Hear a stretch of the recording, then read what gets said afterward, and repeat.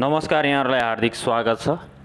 यदि च्यानलमा नयाँ हुनुहुन्छ र च्यानललाई सब्स्क्राइब गर्नुभएको छैन भने कृपया च्यानललाई सब्स्क्राइब गरेर साथ दिनुहोला।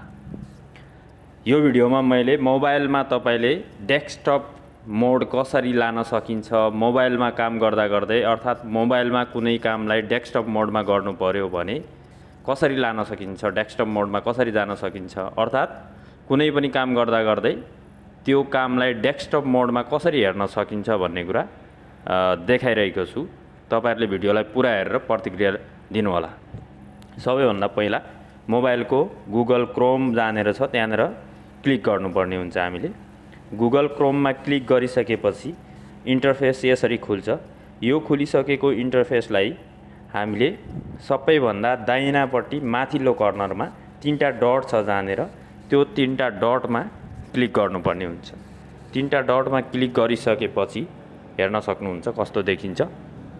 थर्ड लास्टमा डेस्कटप साइट भन्ने छ, त्यसको दाहिनापट्टि एउटा बक्स देख्न सक्नुहुन्छ। त्यो बक्समा हामीले क्लिक गर्नुपर्ने हुन्छ।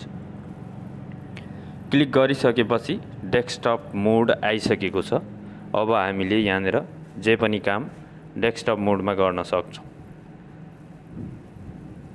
जस्तै मैले यहाँनेर इमार सेन्ट्रल भन्ने हानेको छु। अब डेस्कटप मोडमा यसलाई हामी हेर्न सक्छौं। डेस्कटप मोडमा कस्तो देखिन्छ भनेर। डेस्कटप मोडमा यस्तो देखिन्छ र यो कुरा मोबाइलको मोडमा चाहिँ कस्तो देखिन्छ भनेर म देखाउन चाहन्छु।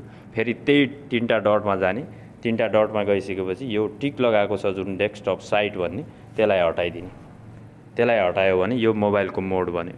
मोबाइल मोड र डेस्कटप मोड कसरी चेन्ज गर्न सकिन्छ मोबाइलमा भनेर तपाईहरुले देखिसक्नुभयो।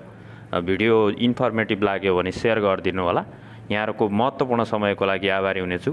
हस्त नमस्ते, सर्वे भवन्तु सुखिनः।